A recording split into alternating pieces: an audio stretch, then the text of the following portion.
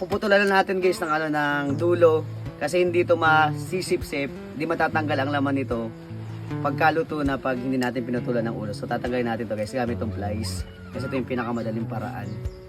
So ayun guys, tara gawin na natin para maluto na natin kasi sobrang excited na ako na kumain ng tebegweng.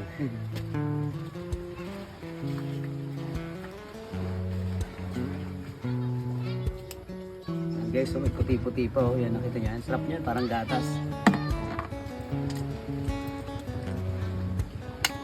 Ang lalasik.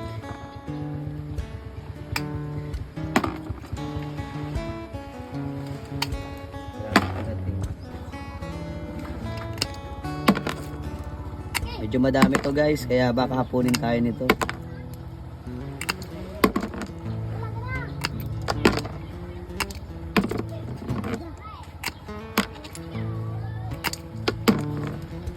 Tapos nito guys, as gagawin natin imbis na pako, kasi bibigyan na po yung pako dito, siguro ano lang yung talbos na lang ng kalabasa, masarap din yun.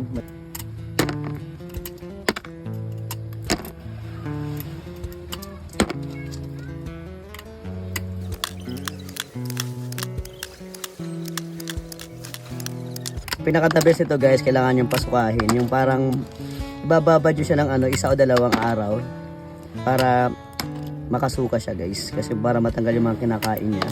So pag niluto niya after 2 days guys, malinis na siya. Tapos syempre kailangan nating hugasan. So kanina pa ako naghugas ito guys, hindi ko pa ginaganto, hinugasan ko na siya. Tapos mamaya hugasan ulit natin bago natin lutuin.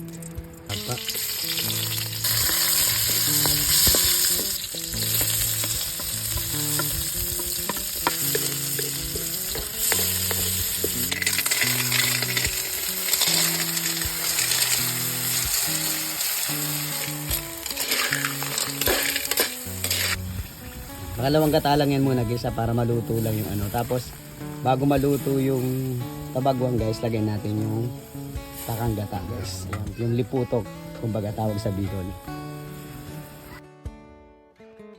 So guys, may nakuha ako niyugan sa tabi ng bahay, ng kapitbahay namin. Kinuha ko na din. Ilagay na lang natin. Ganito na lang yung gawin natin. Huwag na nating gayatin. Ganito lang. Masarap na yan.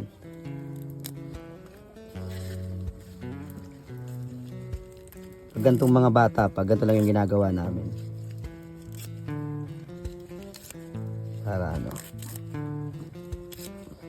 pag magugulang na, saka natin ginagayat ang mga ganyan. So malambot pa ang mga ito guys. Steam. Niyugan sa ibang lugar. Sa Laguna, niyug ang tawag namin dito. Pero dito sa Bicol, lubi-lubi.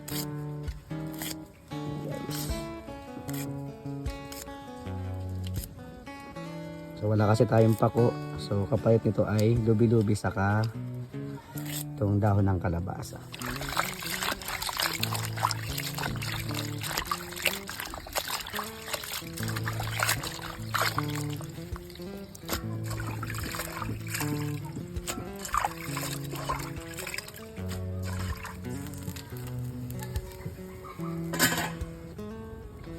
So guys, oh, Yan na, sarap na sarap na ako dito guys. Dapat tayong kakanggata. Ilalagay na natin yung kakanggata guys.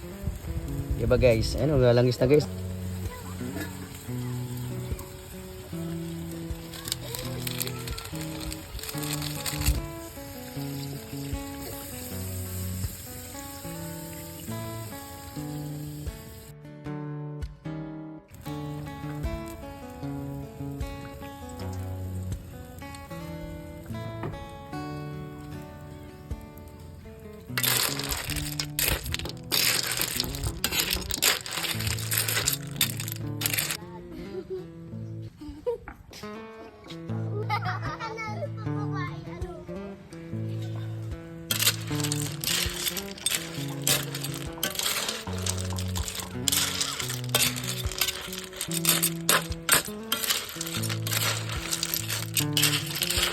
Ay, so grabe. Sarap.